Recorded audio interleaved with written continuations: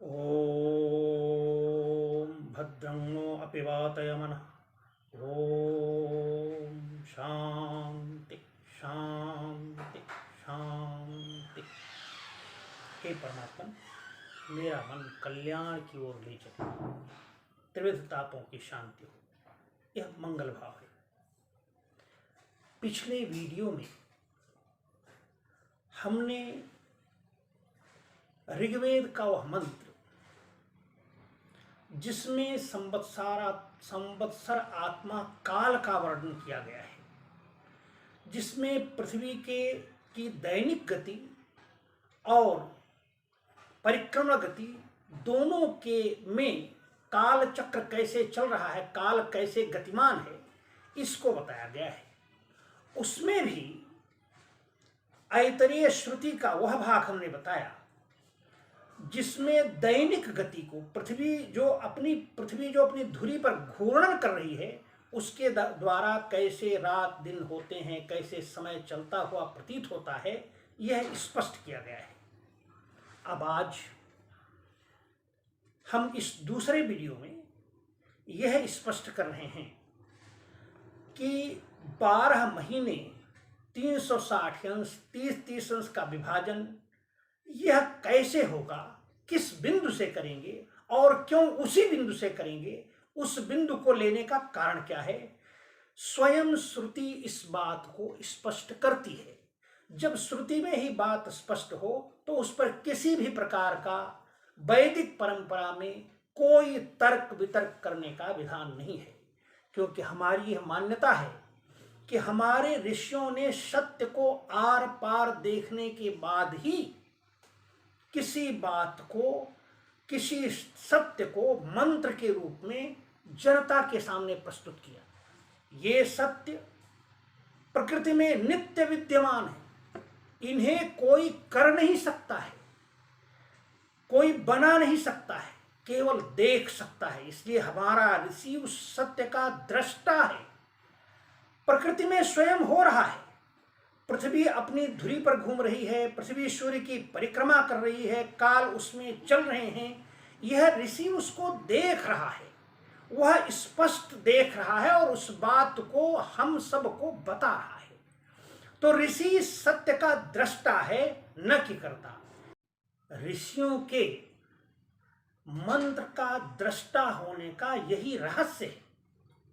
सत्य तो नित्य प्रकृति में विद्यमान है, उन्हें कोई कर नहीं सकता। वो तो परमात्मा की तरफ से, प्रकृति की तरफ से नित्य विद्यमान है। उस सत्य को केवल देखा जा सकता है, समझा जा सकता है। ऋषि उस सत्य को आर पार देखता है और वह हमको देता है। उस सत्य का दृष्टा होकर के उसको देता है, उसका हम सब लाभ ले सकते हैं। प्रकृति में विद्यमान सत्यों को हम देख सकते हैं, उनका लाभ ले सकते हैं, उनके अनुसार अपने जीवन को व्यवस्थित कर सकते हैं।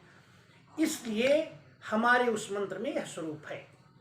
अब जो आगे विषय चल रहा था वह यह कि 12 महीने जो मंत्र में आया है, द्वादश प्रधयश्चक्रमेकम, उसकी व्याख्या करते हुए आचार्य यास्क, जिन्होंने निरुक्त और निघंटु की रचना करी, वह कहते हैं कि द्वादश प्रधयम चक्रमेकम इति मासानाम मासा मानात। यह जो द्वादश प्रधया और एक चक्र कहा है, वह महीनों की माप है। पृथ्वी को चलने में जो दूरी लगती है उसकी माप दिया है। अब वो 360 अंशों को 12 में विभक्त करते हैं तो 30 अंश की दूरी होती है। मतलब यह हो गया कि 30 अंश की दूरी चलने में पृथ्वी को जो समय लगता है वो 1 माह है। अब प्रश्न यह था कि यह माह किस जगह से नापेंगे, कहां से प्रारंभ करें जिससे यह गणना शुद्ध हो।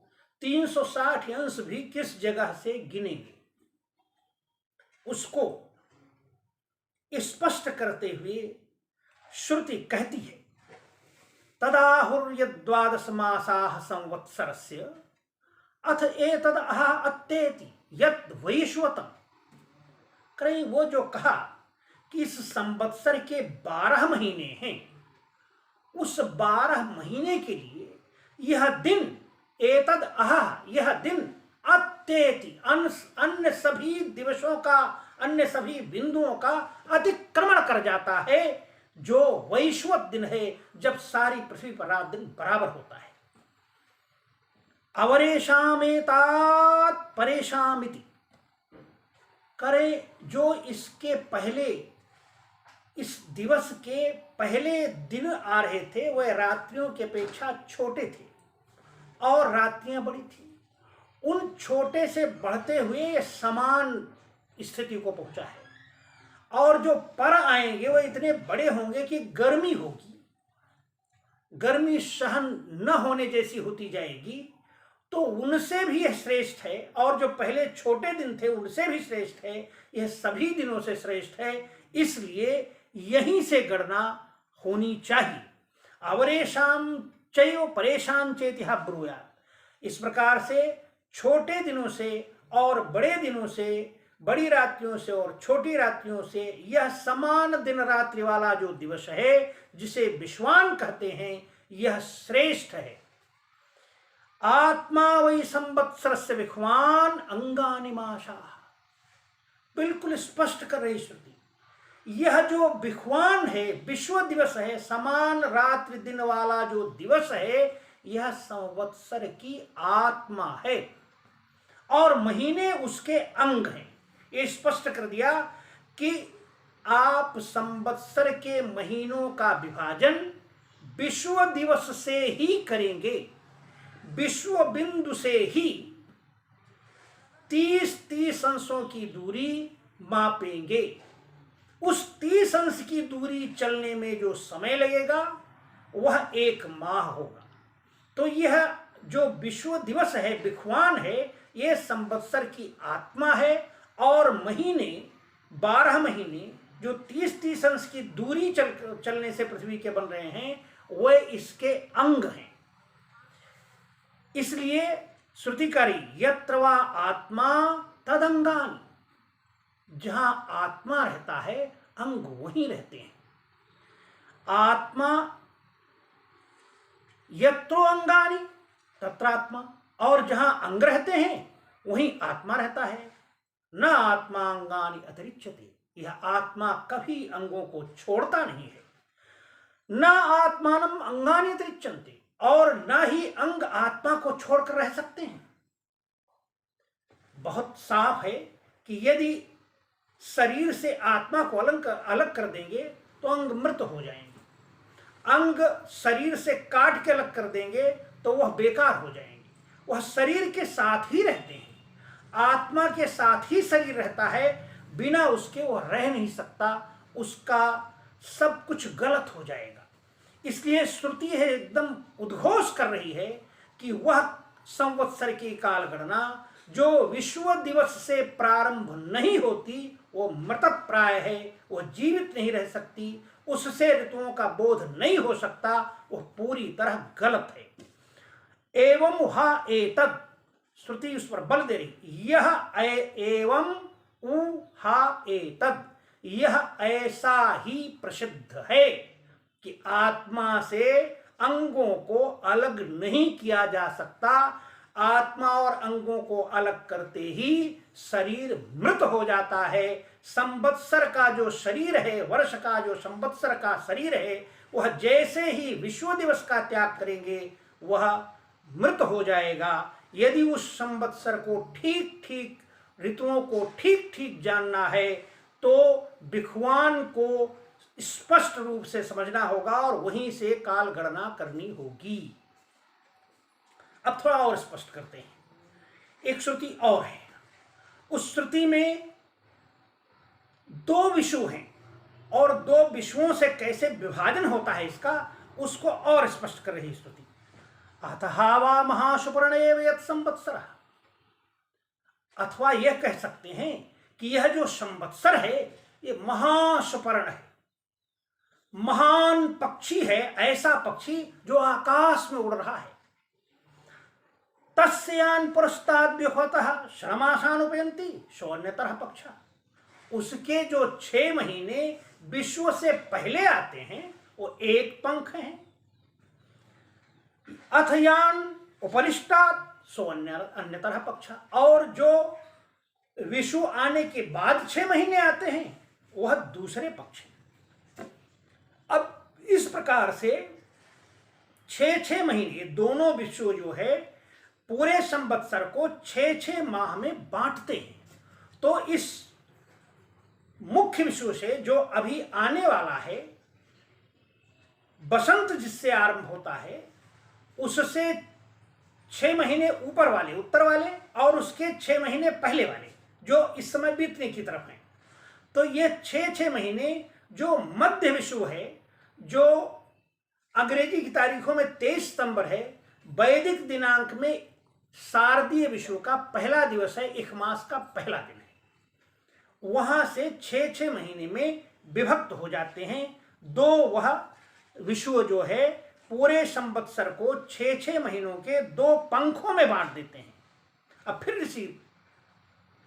फिर श्रुति उसको स्पष्ट कर रही है, यत्र वा आत्मा तत्पक्षौ यत्र वा पक्षौ तदात्मा। पंख वहीं रहते हैं जहां आत्मा रहता है, और जहां आत्मा रहता है, जहां पंख रहते हैं, आत्मा भी वहीं रहता है। पंख को और आत्मा को अलग अलग नहीं कर सकते। इन 6 महीनों के विभाजन में भी पूर्ण सावधानी बरतनी चाहिए। वह पूर्ण सावधानी बरतने से ही 6 महीने एक तरफ और 6 महीने एक तरफ स्पष्ट होंगे। अन्यथा एवं हा एतत् अवरेशाम चयो परेशान च भवति। यह ऐसा ही है। इसका उद्देश्य जो इन 6 महीनों को एक एक पक्ष में स्पष्ट किया, इसका एक बड़ा उद्देश्य है।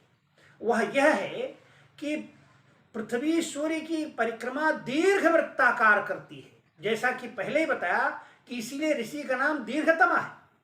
तो दीर्घवृत्त में जब पृथ्वी सूर्य से दूर जाएगी तो 30 अंश की दूरी बड़ी होगी, नजदीक से जाएगी तो थोड़ा घटेगी। एक क्रम से घटना और बढ़ना होगा।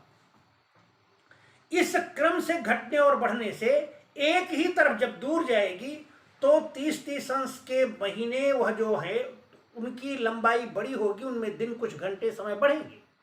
और दूसरी तरफ 30 अंश जब नजदीक से जाएगी तो घटेगी। लेकिन वहां वह विभाजन ठीक 6 महीने का होना चाहिए। 30 अंश की दूरी और 6 महीने के विभाजन दोनों ही विश्व दिवस से होंगे, उसमें कोई त्रुटि नहीं होनी चाहिए। इस बात को इन दोनों मंत्रों में स्पष्ट किया गया है। इस वीडियो में इतना ही। अगले उसमें उस विभाजन से क्या परिणाम आता है इस पर चर्चा करेंगे।